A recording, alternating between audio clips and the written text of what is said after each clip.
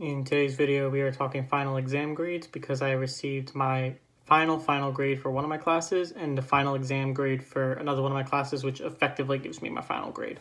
For my first class, it was my senior civil engineering design class. I received an A in the class officially as my absolute final grade for the course, which is absolutely what I expected since the professor really didn't give us any work.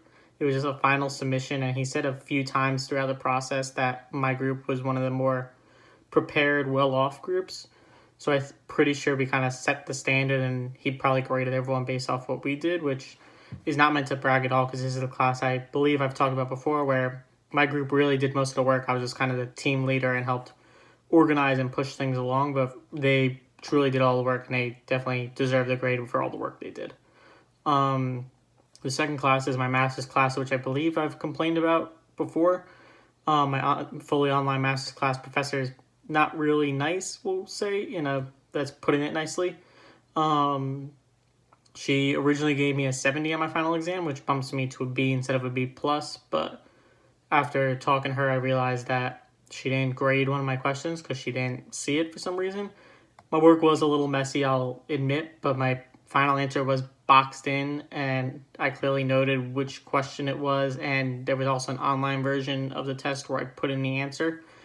So, although I understand why she missed it, she went on to send us an email that talks about how diligently she graded our papers and how she was very careful and graded very fairly and looked at them very, very carefully, and she clearly didn't because she missed a fairly clearly marked question, but it's fine. She corrected it. I got an 80 on the exam, which gives me a B+ in the course, which is what I expected and what I deserve probably, especially based on my understanding of the course material, because honestly, without past exams to work off of and study and use during this exam, I would not have done nearly as well in the class. So as far as my understanding of the class goes, B+ is very, very fair. I made dumb math mistakes on the exam, which would have given me an A if I just had more time to check my work and wasn't as panicked and rushed. But yeah, it is what it is.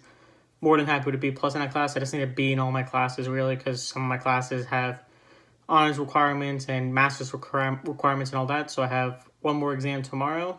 As long as I get a B in that class tomorrow, which means I don't even know what I need on a final exam because the professor's grading is kind of influenced by how smart he thinks we are, which is fine by me because I think he likes me fairly well. He knows I'm attentive in class and I do work and pay attention and all that.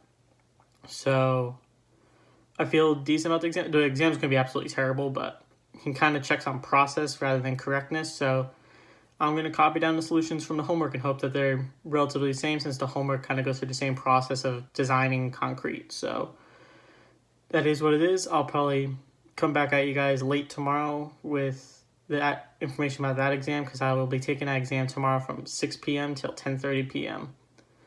So yeah, that's all for that. As always, I thank you guys for watching, and I'll see you in tomorrow's episode.